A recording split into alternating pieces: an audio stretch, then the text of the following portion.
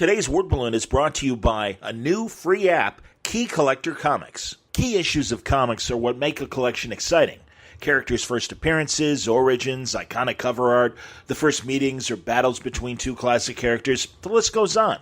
Thankfully, you don't have to remember each and every one of these issues because there is a free resource called Key Collector Comics that has identified over 14,000 key issues and compiled them into one database on a free mobile app. But it's not just first appearances, second appearances, and classic storylines that Key Collector Comics provides information on. Did you know that George R.R. Martin, the writer of Game of Thrones, was first published in Fantastic Four 20 in 1963? He wrote a fan letter that made it into print when he was 15 years old. The legendary artist Alex Ross's first published cover art for Now Comics in issue 1 of Terminator Burning Earth, published in 1990. Just a couple examples of the fascinating facts you'll find in Key Collector Comics and without the uneventful issues that clutter other guides. It's like having all the needles without any of the hay.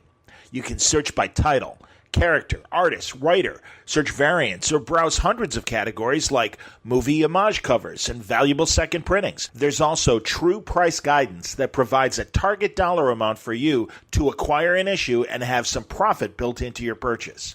Key Collector Comics has been endorsed by Alex Ross and Neil Adams, to name drop just a couple of industry people, and it's available for free on the Apple App Store and Google Play, with an average rating of 4.8 out of 5 stars, out of thousands of reviews at Apple, Google, and Facebook. Check it out for yourself. It's pretty cool. Key Collector Comics. Hey everybody, welcome back to Word Balloon, the comic book conversation show. John Suntress here, happy to welcome Joe Henderson back to Word Balloon. Joe and I go back to our early days on the Bendis board, and man, his television career has skyrocketed. We've talked before about his work on TV shows like White Collar and Graceland. That USA formula that I think he brought to Lucifer, first on Fox for 3 seasons, and now season 4 on Netflix. We talk a lot about Lucifer, obviously, but good news for Joe on the comic book side. He and Lee Garbett have the new book Skyward. It came out last year. We talked about it when it first came out, and lo and behold, it's nominated for one of the Eisners for Best New Comics. Pretty cool, and I know Joe's really excited about it. You could tell in this conversation. So great stuff. I'm looking forward to this chat with Joe Henderson on today's Word Balloon. Today's Word Balloon is brought to you by the League of Word Balloon listeners. Thank you very much, League, for your continued support via Patreon. If you'd like to subscribe to Word Balloon is free, but if you want to help out the cause, and I really do appreciate it, you can subscribe via Patreon. Is Word Balloon worth $1 a month to you? Is it worth the price of a comic book a month to you? If you think so, you can go to patreon.com/wordballoon and click on the subscribe page there, or you can go to wordballoon.com and click on the Patreon ad. Thank you very much, League of Word Balloon listeners. This Word Balloon is also brought to you by our friends at Aftershock Comics, the industry's fastest-growing independent publishing company. As we've said many times, they're calling this year the Year of Reading Dangerously. They're backing it up with some amazing books like Animosity from Marguerite Bennett, and Garth Ennis' Walk Through Hell, and Jimmy's Bastards from Garth Ennis, and Dark Ark from Cullen Bunn and Juan Doe, Baby Teeth from Donny Cates, and books that just started last month like Descendant by Stephanie Phillips, and Killer Groove from Ollie Masters and Owen Marin. Also Stronghold from Phil Hester and Ryan Kelly, Oberon from Ryan Parrott, Dark Red from Tim Seeley. Lots of great books, great genres, no holds barred. You never know what's going to happen in these books, and I think they have really interesting concepts and great creators to back it up. Now, in the days and weeks ahead, we'll have more talks with Aftershock creators about their products, but you don't have to wait. Check out their website. You'll find full story descriptions, preview pages, and the diamond codes on these books to order through your local shop at AftershockComics.com. Before we get to the talk, I wanted to share with you an exchange I had with a fan. Giacomo Fo is what he goes by. That's his handle. And I wanted to, hear what you think, he thinks, and my point of view as well on this. So he says, we listen to shows like yours because we love comics, like in our blood type of comics. Now that I'm a dad, I look for every chance I can to share the things I love with my children because of time and attention, constraints, and at this time of my life, kids are 7 and 1, and also just my total affection for the line and tradition. I pretty much follow DC and creator-owned comics, enjoying the DC universe a lot. Was watching the most recent Justice League movie with my 7-year-old daughter, who loves Hawkgirl, but also Wonder Woman, of course. was breaking her in on more Legion of Superhero and Green Lantern stuff. Obviously, he's talking about the Justice League Fatal 5 cartoon. The Green Lantern character says out of the blue, "You don't know dick." And so my kid says, "Daddy, what's a dick?" And I said, "A bad word, dear." You have a lot of guests who write a lot of really good stuff for DC who are parents. Bendis, for one, seems to be a great man who does a lot for his family and friends, someone who I admire greatly and would like to be more like. Pete Tomasi also has talked about his son and their great relationship. So I wonder, guys like this who write what are effectively all-ages characters like Superman and Super Sons use language like ass and damn gratuitously. I just wonder where they're coming from. When you're trying to share this thing you love with your little kid, you're hitting all-ages properties, and then this stuff and then they have this stuff. And I wrote back and said, well, but in the case of Justice League versus Fatal 5, it is rated PG-13. And he said, these guys are top-notch, and there has to be some sort of intention mentality behind it. So I'd just like to know where they're coming from. Sure, I don't doubt they have the right to do it, and there's warnings and all, but what they do, I think, adds... what do they think it adds versus what it costs? And I said, well, I agree with sharing this stuff from with your kids. I also think there should be age-appropriate products that shouldn't have to keep every product Y7. That's my response. And Giacomo says, well, I guess that's what they'd say. So it may not be worth asking. I was just kind of hoping for, a better answer. And I said, I'm not sure what else can be explained. I'm like, there's plenty of kids-safe, good material to share, which is absolutely true. Justice League Action is absolutely a Y7 show that you could share with your kids. For example, this is me kind of adding to what we said. But he said, well, I guess mainstream comics aren't for kids anymore. And I'm like, well, the comic books give ratings too. And I do think DC in particular is making more kid-friendly product than ever. And I really believe that with their new Zoom line. I'm forgetting the name of the other line for kids. And their YA, their young adult books like the Catwoman Under the Moon book that Isaac Goodhart and I just talked about. So I'm like, as a parent, you've got to read labels. And he goes, yeah, I just didn't see things like Justice League or Superman needing to do that stuff, but I guess I really do. Stories just don't work anymore unless there's a hell or an ass somewhere in there. And he smiled when he said that. And he goes, well, you're right, John. I do buy kid-friendly stuff for my family. And I said, look, I hear you, but I'm in the camp that believes there's a buying audience that has grown up and still likes these stories. And he said, sure, I don't disagree. I buy those books. I'm like, every genre has kid-safe material and then racier stuff, whether it's superhero, horror, westerns, anything. And he said, well, I just don't share those with my kids. And there are whole lines for that stuff, Vertigo, Black Label, etc. And I said, of course, just like the Catwoman and Mara graphic novels are YA books. And he said, yeah, but even the young adult Catwoman has the word damn in it. All this stuff, I hear you. I've been reading comics nonstop for 35 years. And I said, well, I'm 10 years further down the line. He said, so you think they would just say modern times mean instead of Wolverine say flamin', he would say fucking? Yeah, I guess we are 10 years apart. And I said, no, I don't think that's the case. I said, I think Wolverine has only dropped the F-bomb once, and that was that X-Men First Class moment, which again was PG-13. And he said, well, I guess the answer is they've completely abandoned the idea of mainstream superheroes being an all-ages thing. Probably a combo of an Alan Moore fetish plus Hollywood, ? And I wrote, well, don't forget, DC Press did crack down on Batman Damned, showing Batman's crank, his bat crank, if you will. And he goes, well, yeah, but that was just egregious. And I said, yeah, I agree. I think it's Hollywood making the most money they can without making it seem like these action films are too tame for the majority of ticket buyers. And I said, again, I'm against the idea that all mainstream hero stories have to always be for all ages. It's an unfair restraint on a genre that is evolving and being explored on paper and TV and film. The kids will age into the racier stuff.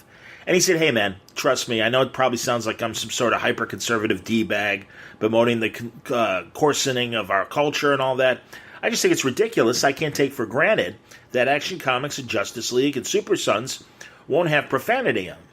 That was just kind of assumed, and the fact that it can't be anymore seems like a conscious creative and editorial choice, and it sounds like they're jettisoning the kids and family-friendly aspect of it.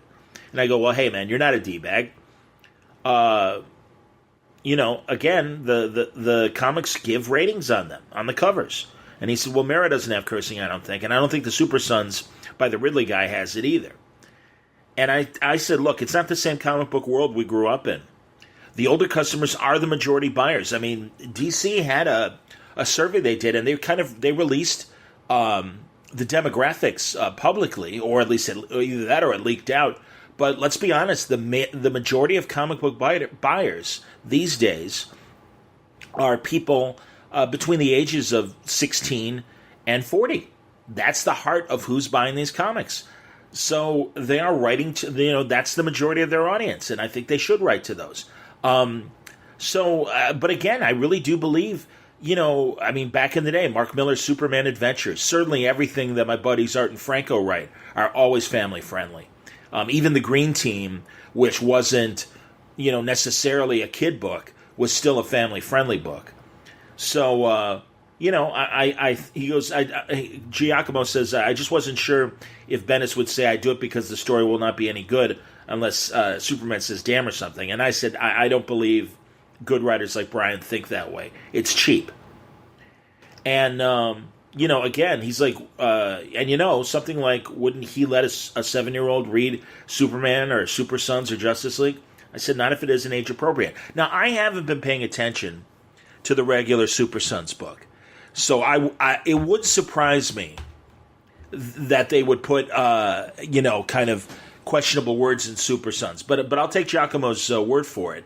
But again, I do think that both DC and Marvel and also Marvel's licensing through Boom is making serious efforts to make product that is kid safe. And I do think there is plenty of material out there for children. But I don't think that comic books need to have the safety bumpers on for everything they put out. I'm sorry, I just disagree. And I really appreciated, Giacomo's, point of view on this. And as he said, it's not like we're talking about Swamp Thing or The Filth or something like that.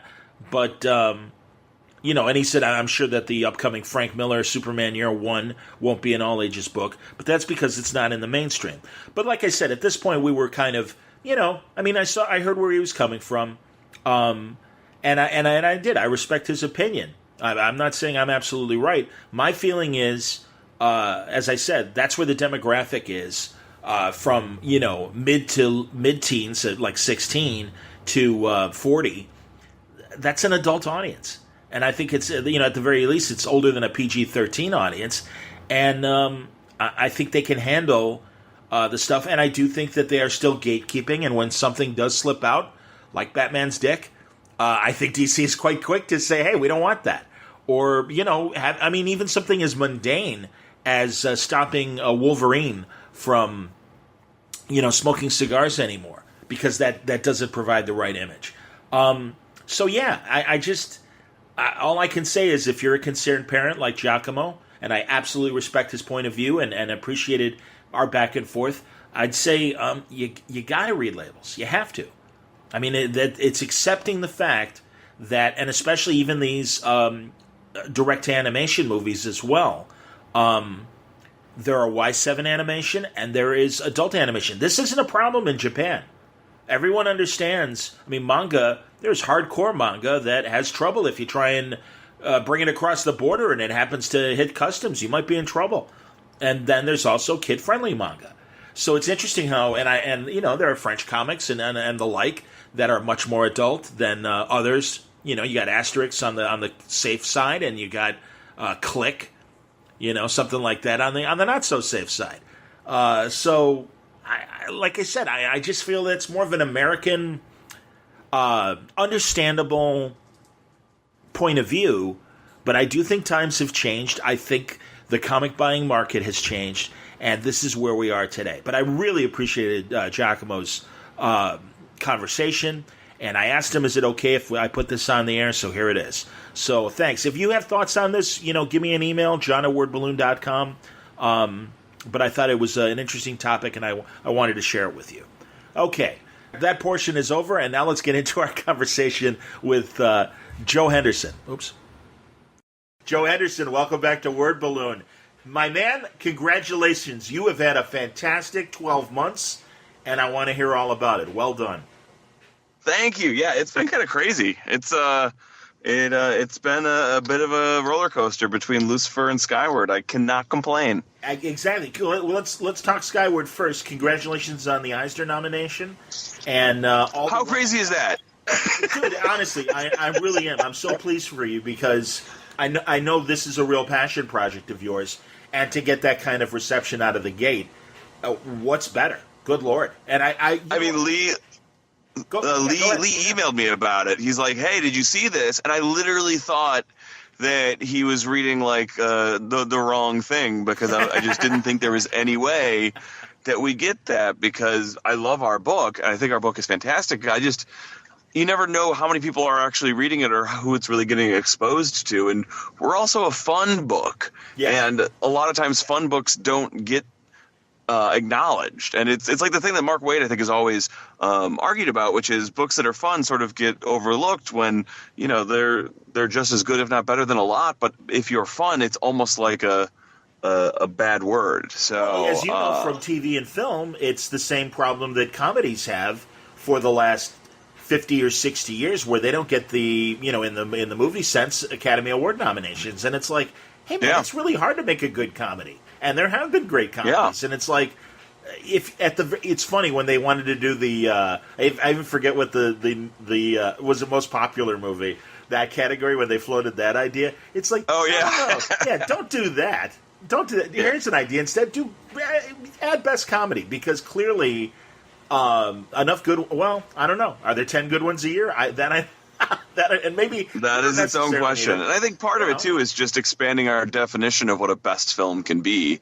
Yeah. And at the same time, like, that's why I was so excited, because I felt like, they acknowledged our book as just a really awesome, fun book that doesn't have to be too dark or too gritty. And not to say that that's the reason other books got in, because usually they get in because they're awesome. But I don't know. I'm incredibly thrilled and grateful and wonderfully surprised. That's excellent, man. And I also, I saw you saw it on social media when I tweeted it. You got a really nice review over at either Bleeding Cool or The Beat. I forget which one wrote. It was Bleeding Cool. Yeah, it was Bleeding Cool. The Beats. Yeah, it's funny because Bleeding Cool stopped reviewing us for a while, and that came out of nowhere, and it was awesome. And actually, The Beat has been reviewing us every issue and just writing these really thoughtful reviews that I've enjoyed the heck out of. So I think reviews get underestimated for just how important they are for getting word out. And so I'm always grateful when a site will review us past issue 5. Because that is what helps so much. Like issue 13 being on Bleeding Cool's front page is huge. Yeah. So and the fact that they loved it was only better. That's excellent, man. How far do you have this story mapped out? Well, we're wrapping up on issue 15. So the series wraps with 15, or are you going to take? Yeah, a break? We kind of. What's the plan? That's sort of the thinking. We always had a 15-issue beginning, middle, end arc, and then the idea was that should we decide to continue, we could, and or if sales warranted. And sales are good, but I don't really know how many books get past issue 15 in today's market, because I understand it's a constant decline. And so we talked about it. We decided, let's tell our beginning, middle, end. Let's stick the landing, and let's have a great story, and then let's keep ourselves open to a volume 2. And by the way, I am locking Lee down, and I am going to do another book with him as soon as I possibly can after this, because Lee is one of the best artists I've experienced, but also just an amazing collaborator. So our team is going to stay together. But so we're wrapping up the adventures of Willa Fowler and Low Gravity on issue 15. That's excellent. Honestly, Joe, I'm really glad that you recognize that and are going in with that in mind, because that has been my persistent question about many great image books that I certainly want the creators to do as well as they possibly can. But as you say as well, there is so much competition out there for attention. Yeah. And it is hard once you, I think once you get into the 20s, literally, it might be like, okay, how, where's the story going? And that's why I asked. And you might have even told me this last year when we first talked about Skyward, but I did, and this is very hurtful, John. It's very hurtful. I understand. Why don't you remember everything? Damn you! I know, I understand, man. But no, it's.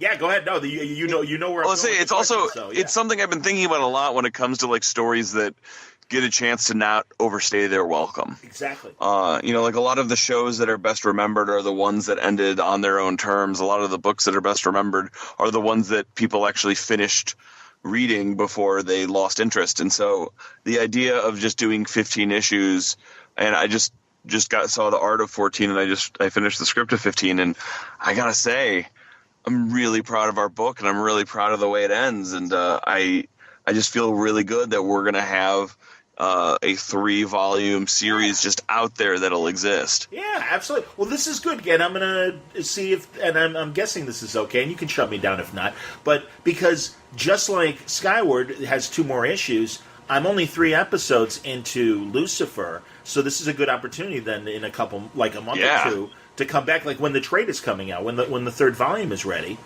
we could talk about Skyward. Would love to. And truly, I mean, because I'll be honest, Joe. As we transition to some Lucifer talk, I get the whole excitement and oh my God, it's out. I got to watch all 10 episodes and burn through them in a weekend and everything. I like to take my time because I know potentially how much time there's going to be between seasons. And I started this really with Sherlock, in that feeling of especially after the first season of Sherlock, it's like, oh, that middle episode is kind of a standalone. So I literally was kind of like stacking the standalone second episodes of Sherlock after like the first 2 or 3 seasons, so that when I knew there might be a long delay, it's like, all right, now I'm going to watch those because I really do miss Sherlock. But I mean, it's good to know it's there, and I mean, and I do have every intention of finishing because you've set up a hell of a story, and really even 3 episodes in. But I haven't binged, so I haven't watched the whole season. And also, this gives, if anyone hasn't jumped on, a chance to talk about Lucifer in general, and so first of all, like, really take me back to 12 months ago, and really, and the heart throat fear that, or whatever. What were you feeling when things weren't certain, when the show was on the bubble? Maybe that was going to be it after season 3. You had an ending, but how sure were you that something good was going to happen or not? I was so confident we would get a season 4. I told the cast it's going to happen. I wrote the finale where we ended on the biggest cliffhanger we ever had ended on, because I was like, there's just no way. We went in, we pitched Fox our season 4 idea, which is pretty much what we ended up doing. Right. And Fox was, I mean, like, I've never had that warm of a room for a pitch. Like, they loved it. And then they canceled the show, and there was a lot of reasons to do it. And I very much had a very good experience with Fox, and honestly, one of the bigger reasons was we were doing well in the U.S., not as well as we could have been, but we were doing incredibly well internationally. But Fox didn't own it.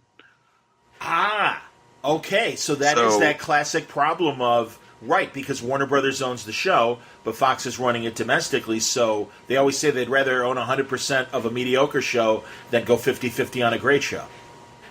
Yeah, I mean, I don't know. That's I think that's all I'll say is that I think that was a big factor because so we got canceled. I was stunned. I was sort of devastated, and then the fans rose up, and it became a sense of what a cool way to say goodbye.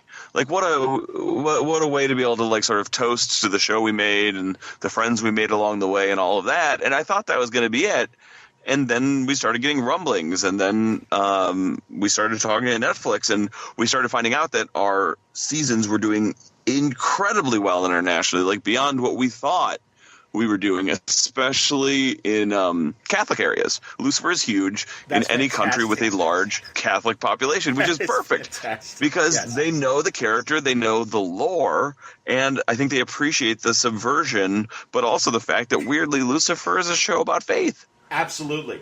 No question it is, my God. And this is something, again, we've talked about before in the discussion. Yeah. But that's great to hear because, I mean, certainly initially, and again, it's in our talks, you wondered if you were getting kind of the South Park version of, Catholic backlash of how dare they? Yeah.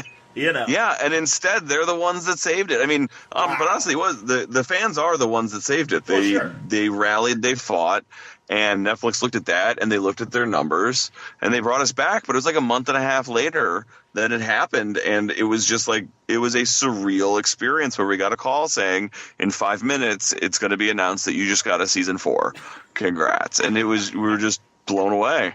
That's excellent, man. So it was, but honestly, the other thing we discovered was how much our fans cared, and I think our fans discovered how much they cared. I feel like there's a period of time where your show gets canceled, and you sort of have to wrestle with how much do I care about the show?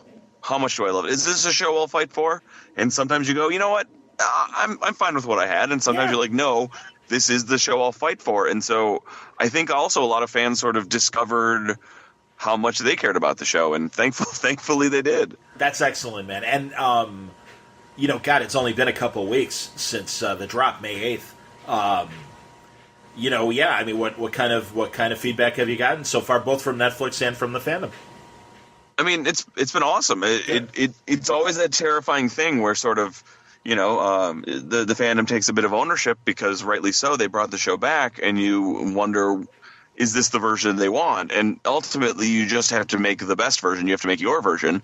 But you do have the back of your mind, like, are they going to be happy with what they fought for? And so far, the reaction has been so positive. And I mean, like, no joke, this is my favorite season. I think season 4 is our best season. And I think a big part of that was, one, it was 10 episodes, which you just have a better shot of telling a more concise story. But two, we had this toy of Lauren finding out that Lucifer is actually the devil, and it opened up so much story. And we didn't just write it away. We made the entire season about Chloe knowing the truth and exploring what that meant to the relationship between the two of them. And that is such a rich well, or a deep well, that you can play with. Absolutely, and it's gotten more personal with Chloe's, discovery. And man, right out of the gate, Father Kingley, good Lord, I love that actor, and Graham McTavish. Yes, oh my God, yeah, I mean, that guy. He's excellent. Go on. He's so good. And spoilers for your future viewing, it's not the last you're going to see of him. Sure. And part of the reason is just because he is so good. Like, for one thing, we already loved the character, but the minute we got him, we were like, okay, we need to do more with Graham. We have Graham McTavish. We must do more with him. And as you'll see later on in the season, we really played with him, and we played with the versatility of him. Whenever you get an actor where you realize they can do a whole bunch of different stuff, if you're smart, you start asking yourself, okay, how do I push my actor a bit and show off how much they can do? No, it's just like, and I can't remember the British actor's name, but he's currently in Doom Patrol and playing the Templar Knight. Oh, Timothy Dalton? No, I love. No, of course, James Bond, yes. But he was in Galactica, and he played Baltar's lawyer, and he was on a Doctor Who. Oh, you're talking about Mark Shepard? Yes, Mark Shepard, thank you. Mark Shepard. Yeah, Mark Shepard is literally the most requested actor for Lucifer. And by the way, to anyone listening who has requested Mark Shepard, I keep trying to get Mark Shepard, and Mark is a very busy man. So tell Mark to stop being so popular because he keeps being unavailable. But that's the great thing. It's really annoying. And Graham is the same kind of actor because he's in Creed, as I'm sure you know. And and he plays Michael Jordan's he plays the bad guy in the first movie, who is a real fighter, Tony Bellew. He plays Tony Bellew's manager and is perfect and has literally maybe 5 scenes in the movie. You can't take your eyes off him, and he demands your attention. And those conversations that he has in Creed with Rocky and his fighter are fantastic. And that's why, as soon as I saw him at the end of, I think we first see him in the teaser of your first episode, and then getting into 2 and 3, it's like, wow, this guy. And it's like, I love it. And I'm like, that's the Creed guy. Wait a minute, let me make sure. And absolutely, it's the Creed guy. And I'm like, oh, that's great, man. And now, much like Mark Shepard, it's like, okay, I'm going to hunt down various things that he's been in because he's great. And honestly, Joe, you guys, I don't know, credit to your caster because you guys always get really good supporting people certainly the stunt casting of Tom Welling was great last year. Or even Tricia Helfer season 2, Tricia Helfer and 3, and 3, absolutely. I mean, that's the thing, man. So no, it doesn't surprise, but that's the thing. Like, their names at least, or at least their names enough that we know, and certainly Tom to nerds and Tricia for that matter, both of them. They had great runs on prestige shows. So that's but cool. Go ahead. What we try to cast to in particular, and I think the reason that we've been successful with our guest actors is we try to find people who can do funny.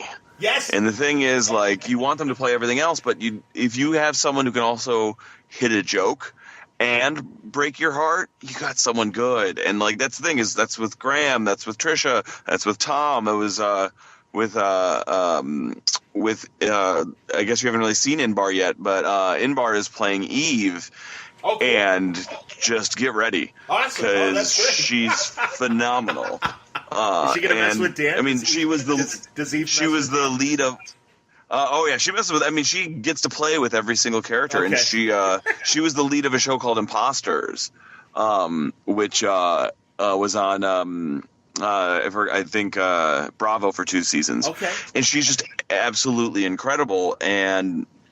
Just you throw anything at her and she's gonna take it and run, and it's always exciting when you get to play with a new actor who gets to bring something new out of all of your characters. That's excellent, man. No, it's great to hear that Eve, the real Eve, will be part of the Lucifer mythos. I mean, that was the great thing last year with Tom being Cain and everything. No, that's great, man. And that's great to hear. Well, and again, as you point out, being able to do comedy. Joe, honestly, and I keep trying to crack this code, and I'm sure if I really sat down with a pad, or you tell me if I'm wrong, but it's that USA drama template that you came from with White Collar and Graceland and stuff like that. And I really think those shows, there's an energy and peppiness, which is an incredibly old man word, but it's peppy. It's a peppy show.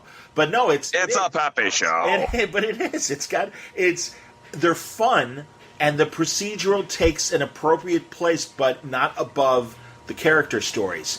And that's exactly it. Yeah, and it's great because you really care about Linda as much as you do Chloe or everybody else you can think of on the show, and Maze and Amandiel and everybody. I mean, it's like this is great, and I'm blanking now on the crime scene investigator, the little Ella, of course. God damn it, shame on me. So, and the kid is still a cute kid too. Trixie's still a cute kid. So, and Scarlett's got a scene in episode 7 of this season. I mean, Scarlett is who plays Trixie. Yeah, is just wildly talented. Like we have an embarrassment of riches. Like when you come onto a show, one of the first things you do is you figure out the strengths and weaknesses of your actors, and you try to protect them from the weaknesses and accentuate their strengths. And what is really nice about this show is our actors are almost all strengths.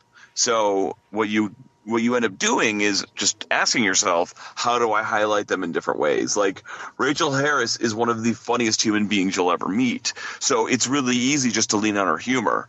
But when you lean on her drama, for one thing, you surprise the audience. But two, like she's so skilled in that area, but a lot of people haven't necessarily seen it. So you both surprise the audience, but also like you're going to get a really great performance. Totally. She brings a lot of depth to Linda, and I love the idea that Linda and Amandiel are dealing with having a baby, and that's fantastic. Yes. And I'm sure you're going to tug our heartstrings in some terrible way or something. I don't know. I haven't seen the whole season yet, but I'm dreading. All ends well. It always ends well. Everything's fine.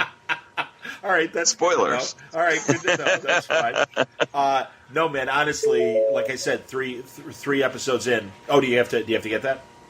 I don't know. No, that was just nope. I'm good. Okay. No, 3 episodes in, I'm really enjoying it, and I really let's see. I'm trying to think of other points I want to make. Well, Maze and Amandiel both dealing with human feelings more so than ever before, and you know what that's all about. Yeah, and it's funny. So the first 3 episodes in particular, the Lucifer and Chloe story takes such a dark heft to it. Sure. Because they're dealing with so much that one of the things we ended up realizing is that we went lighter with Maze and Amenadiel. Like normally they're carrying a lot of the mythology, and they're carrying sort of like the foreboding danger to come. But what was fun this season was to invert it a bit, put all the mythology on Chloe, and have Maze and Amenadiel deal with the more human issues.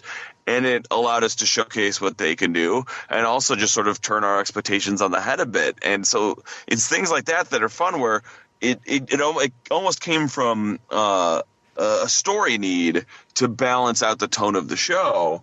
But because of that story need, we got to explore different kinds of stories on their side and also just show what they could do. I mean, D.B. Woodside is one of the funniest actors you will ever experience. That's and cool. It's so funny because I don't think that had really been highlighted much in his career, and we started giving him funny things to do, and we just kept seeing how good he was at it. We just kept feeding to it. It's those discoveries where if you've been on certain shows, you haven't had a chance to flex certain muscles, and it just becomes all the more fun where you're like, oh, you're really good at this. Let's do more. I like it, and I've always liked DB going back to his when I first saw him on Buffy, 20 years ago. You know, he's great. He's fantastic. It doesn't surprise me. And no, Chloe's journey is I mean, it's I think gone beyond any predictability because how is she processing this?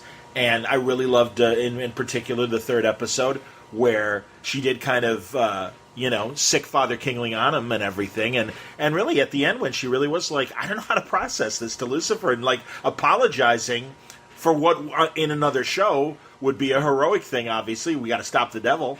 But she knows better. And or does she? And that's great. No, she's really got a great, it should be difficult and it shouldn't be something, simple to process and everything. And you're getting that. And also, Tom's got those crazy goddamn eyes. Oh, man. And I love it because whether he's confused or about to, whip up some vengeance or whatever, those eyes serve him so well because it's true.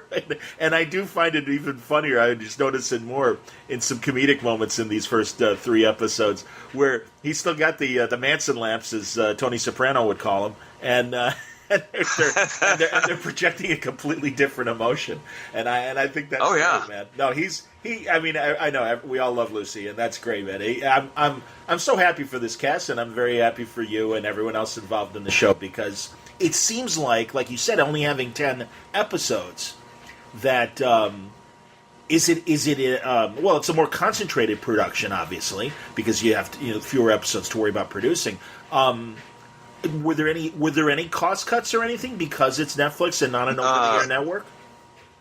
We have the exact same budget as before. It's funny because actually a lot of people, as you'll see later, we have a lot of special effects coming, and a lot of people thought that our budget was actually raised. That's great. Because we do a lot of really cool visual effects things, and the truth is we saved for them. We have an episode that takes place almost entirely in Lux on episode 5, which saved us a bunch of money for later. And gotcha. But also, episode 5 is, I think, one of the favorite episodes because it's very intimate and it's kind of crazy. And those are the episodes where the episode where we save a bit of money. A lot of times those limitations create your strengths. Understood. A lot of times by holding yourself back like that, that's where you get some really good stuff. So it was fun, but we've got the exact same budget. What we really have, as opposed to before, is time. We have a lot more time. Yeah, go on. Yeah. Well, like we just with 10 episodes, you can focus a little bit more, and you can just make sure that your story tells that you tell the story you want to tell. You get to make sure that it's a tight single tale. I mean, our season 4 structure is really 3 acts. The first 3 episodes are a beginning, middle, end that introduce Father Kinley and end with the introduction of Maze in the final, or Eve in the final moments. And then our act 2 takes us through episodes 4 through 7.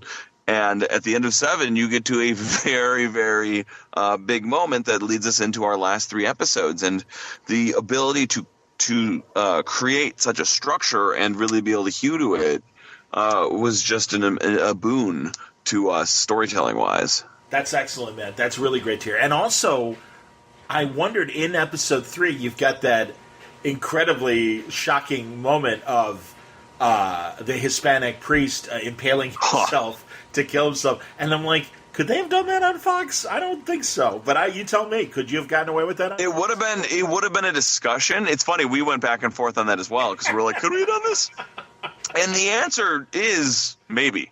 Because the funny thing is they cared less about gore and more about profanity and sexual stuff. Because network TV. So, I mean, we poked a guy's eyeballs out season 3, but they might have asked us to trim it a little bit and cut it. But there were a number of things where we were like, could we have done this or not? And I think the answer is we could have done a version of it. And listen, it was tempting to go even further in the direction of gross or weird or strange. Like, we almost dropped F-bombs in the show, and we had a long debate. Like, now that we're on Netflix, do our characters say every swear available? And we actually shot some of the characters dropping F-bombs, and it just felt a little weird. Interesting. And also, we know a bunch of people, a bunch of our fans watch this show with their families. Sure. And so it also became a question of, is that what we want to do? Do we want to alienate a little bit of our audience that loves this for what it is? And so ultimately we decided, you know what, we're gonna do a version where we got a couple shits here and there. Assholes. I know Lucifer referred to himself as an asshole. I noticed that. Okay. No judgment. It's just like, oh, that's interesting. Yeah. So like we went a little more blue, but we tried to keep within the language of the show. So that sort of became the decision. Okay. All right. That's cool. I like Dan and Maze kind of teaming up and kicking ass as they did. Right? Come on, that's fun. Fantastic. Absolutely, man. No, Dan's kind of on a Hawkeye vengeance path ever since Trisha Helfer went back up to heaven. So I can appreciate what Dan's going through and everything. And I again, another good reason to like Dan, for example, and just have him be the doormat and the ex-husband. So. Yeah, and to let us show what Kevin Alejandro can do. Like, absolutely. That dude is so talented. And it's funny because early on, he was a lot more of like the aggro dude. And we just were having so much fun writing him as the douche, as sort of the playful dude, that it was fun to reset him a bit and show that he's his incredible depth to his performances. Oh, God, yeah. I mean, no, you put him through the ringer last year, and yeah, like I said, still processing it, at least in these first few episodes, watching it this year. No, dude, honestly, I give you guys a lot of credit. I'm glad this worked out as well as it did. And, I'm sure that, the fans are with me in terms of, this is great, and it still feels like Lucifer. It doesn't feel like there's a big change, and if anything, like you said, a concentration of story, which I do think is beneficial. I keep hearing, was it possible that this would have wound up either on DC Universe or Warner's Ultimate Streaming Service? Was that possible? It's a good question. I think Netflix was the target for so long that I don't know what would have happened. The answer is that is a decision that was higher than me. And sure. So I don't know. I think they should have wanted it, and I hope they did. So, yeah. But I honestly don't know. Yeah. Well, no, and that's cool, man. And certainly, too, if you're not able to say, I can understand. No, I actually, it's funny. Like, these are the things that we don't necessarily know at times. Like, I didn't even find out that Netflix was courting us until a week before the pickup. Like, a lot of times showrunners were a bit left in the dark. And in the case of Ildy and I, we would just, we would get a call saying, hey, this is happening. But we would be finding out after things were happening. Understood. Yeah. No, I understand that. You mentioned to me before we started recording that you did your first non-San Diego Lucifer Con. Yes, we did a Lux in Brighton back in January, which was awesome. It was it was so cool. It was just I think like 1,100 fans in Brighton, England, and we just got to finally meet a whole bunch of people and spend time with them. It was almost the entire cast, so it was kind of like a victory lap where we got to celebrate with the fans and meet them all, and it was a blast. And we'd finished shooting like a month before, so like all of us had we'd burned out. We'd had a holiday, and then we went to Brighton and got wonderfully drunk with the fans, and it was so cool. And it's also been amazing because ever since we came back to life, all of our cast has been going to all of these conventions because the fans spoke up and everyone noticed it. And like, we were always the show that I think a lot of cons weren't sure if we had a fan following, so they didn't always get invited places. And now the cons know, and our entire cast just gets invited everywhere, and it's awesome. I'm so happy. Yeah, I can appreciate that, and I am glad to hear that. Well, again, there's so many shows right now, and good shows. I mean, I think we're all wondering what's going to happen with DC Universe as a platform. I certainly hope and believe, without any knowledge, that if they decide to wrap up DC Universe as a platform, that they would fold it into the coming Warner Brothers streaming service thing, and that new programming like Doom Patrol will wind up there. And Swamp I can't imagine they wouldn't, but yeah. I mean, exactly. It seems like it's almost a no-brainer. Yeah. But I mean, that's the thing. There are so many shows, and I think quality shows. Like you said about the actress who plays Eve being on The Imposters, right? Imposters on Bravo? That's what it was? Yes. Yeah. Okay. Yeah, I mean, I Imposters. haven't seen that. Well, and I noticed on ABC, everyone talks about Whiskey Galore being a great show. And I'm like, I just haven't made time because there's so many goddamn shows out there. It's hard. You can't watch everything. No, so it's like, it's impossible. The number of people I talk to that are like, oh, yeah, I hear Lucifer's back. I wish I could find the time. And I'm like, I get it. There's barely anything I can watch. Like, I'm a couple episodes behind on Killing Eve, and I love Killing Eve. Like, good show. Yeah.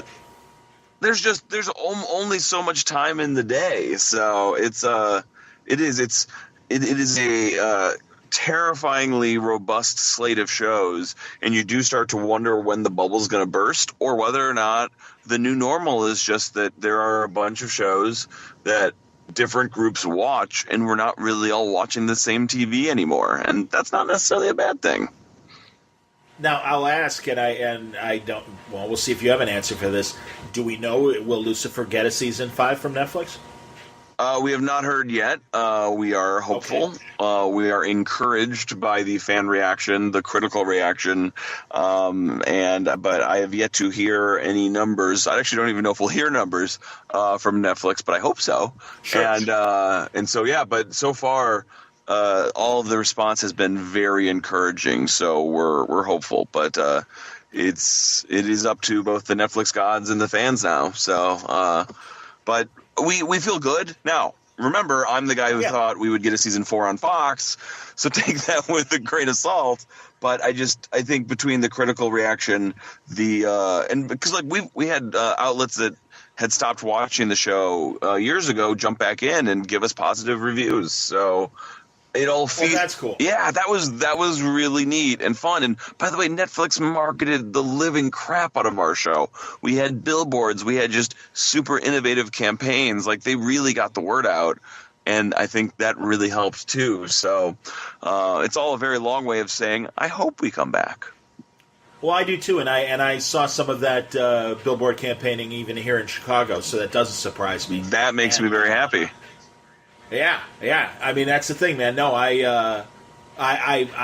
the Fox blowing up, obviously, I think really, for being such a stalwart as it has been for over a century, really, threw a lot of people for a loop, obviously, and a lot of producers. And again, as we say, it's a Warner Brothers produced show that is airing on Fox. We saw it with Brooklyn Nine-Nine. We saw it with Gotham. So you didn't know where things were going to go.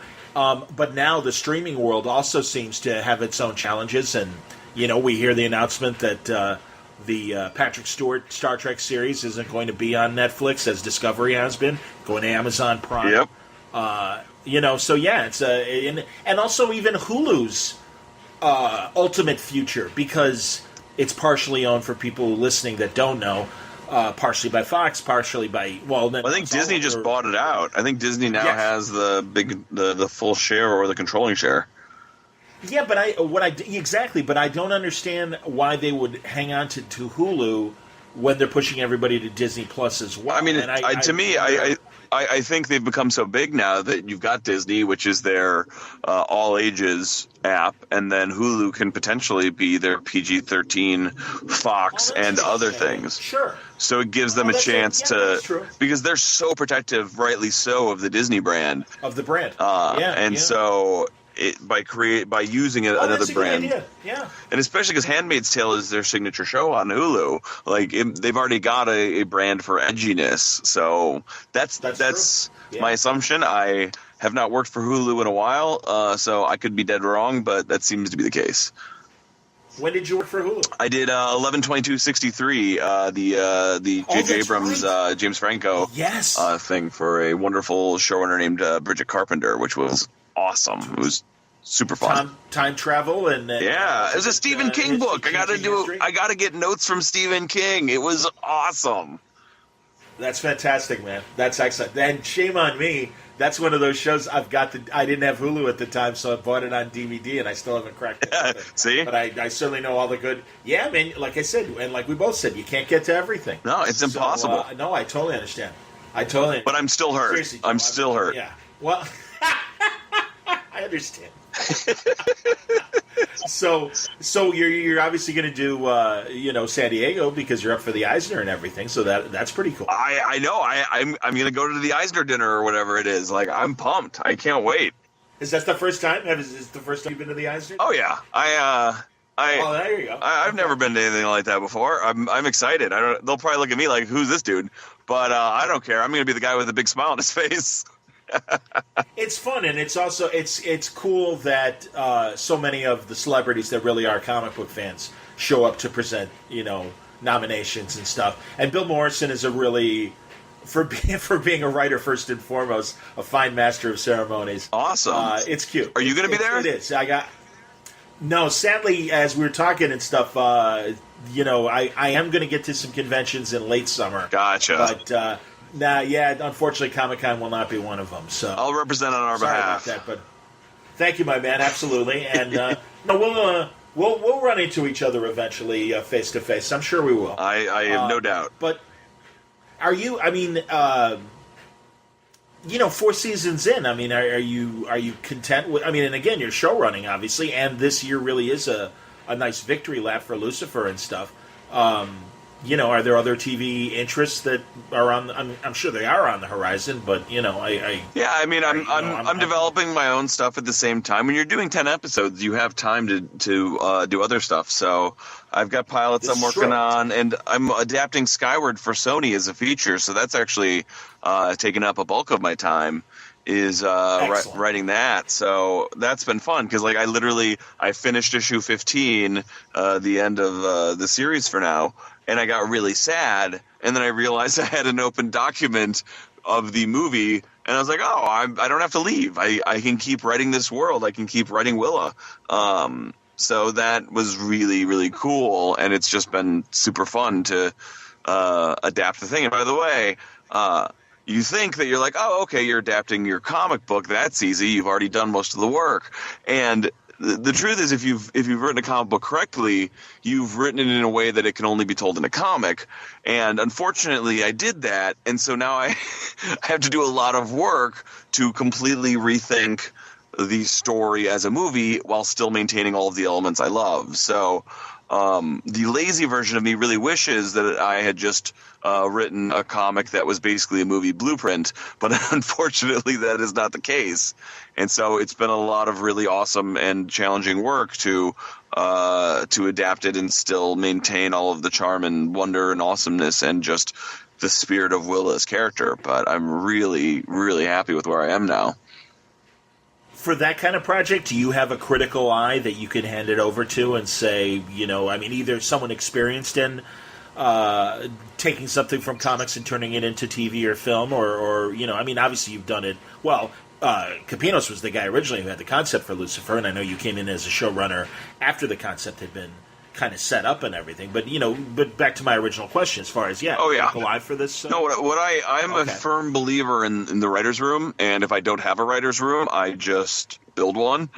In as much as that, like, I know a bunch of writers who are wonderful writers, and I sort of have a short list of people that I'll reach out to, and I'll either be like, hey, can I brainstorm an idea with you? Hey, can you let me know if this is working? Like, I don't understand how people write in a vacuum, because I can either spend a week banging my head against an idea or talk to a really smart writer in 10 minutes, and they will have the perspective that allows me to unlock something that maybe I would have found eventually, but like if I can borrow a really smart brain for 5 minutes, it'll just save me so much time, and it's usually a lot of fun. And I do the same thing for my friends. Like, they'll call me up and they'll be like, I'm stuck on this. I've got this, and this, and I'll be like, oh, it's that.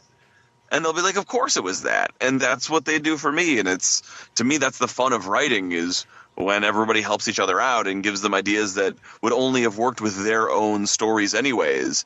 But at the same time, like, by working together and helping each other, everyone benefits. I'm a real cheeseball, John. This is how I work. I have a really cheesy positivity to my approach to writing, but writing can be fun, and it's especially fun if you enjoy working with other people in whatever capacity you can.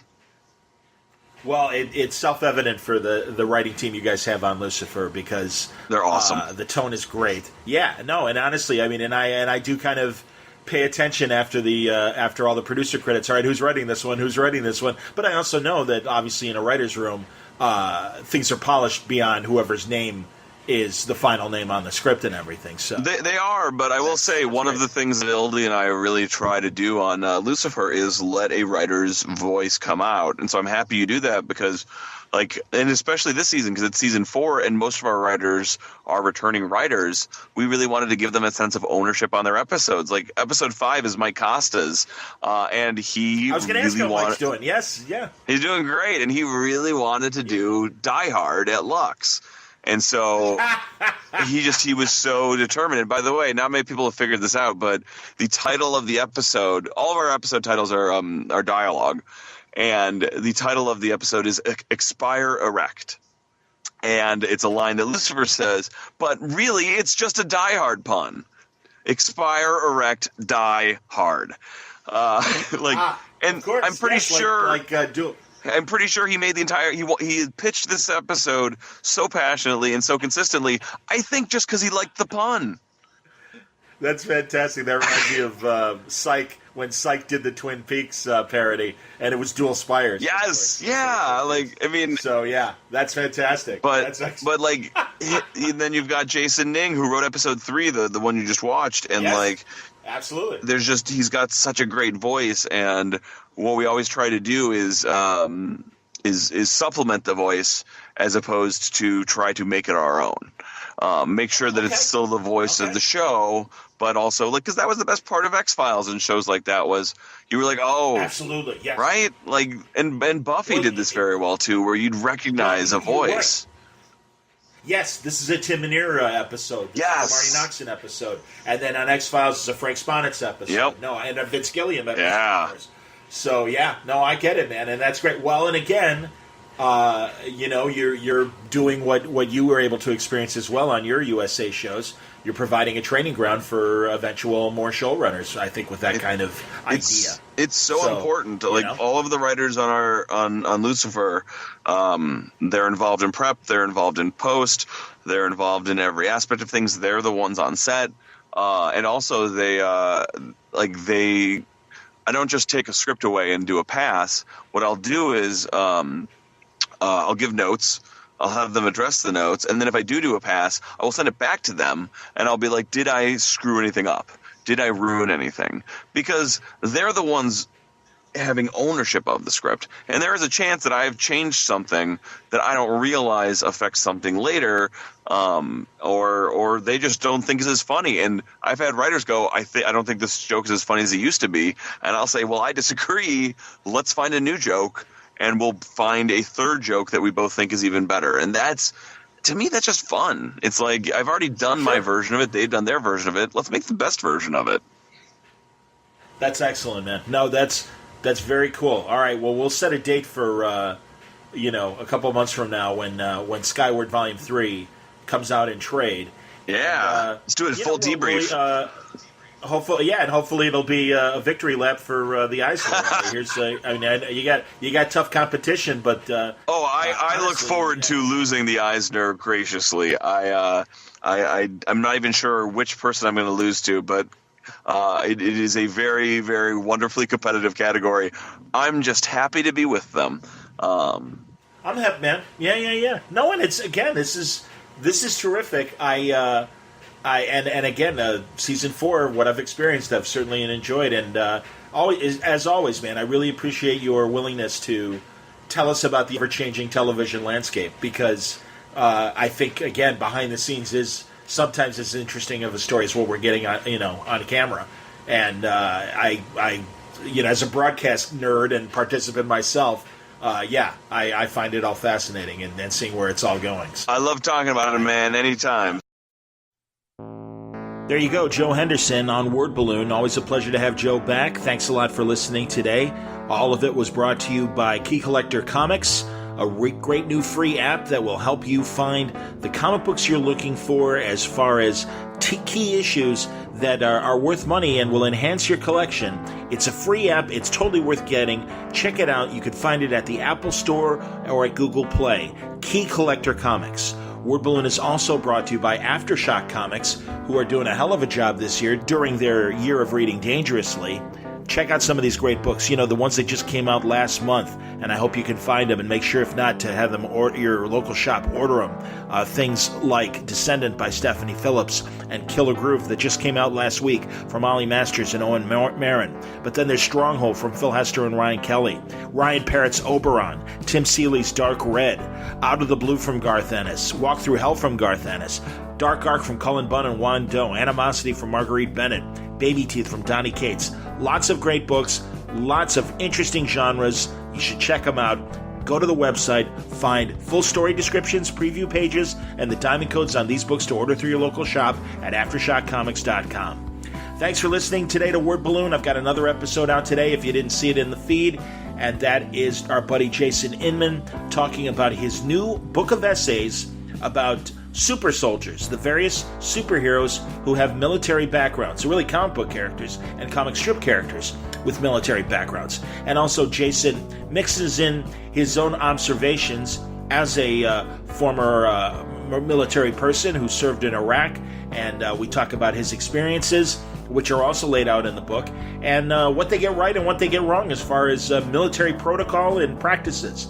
Really great book, and I highly recommend it. Of course, Jason is a longtime friend. He has been he and Ashley Robinson creating Jupiter Jet, and also they are huge Star Trek fans, and I love talking Star Trek with both of them.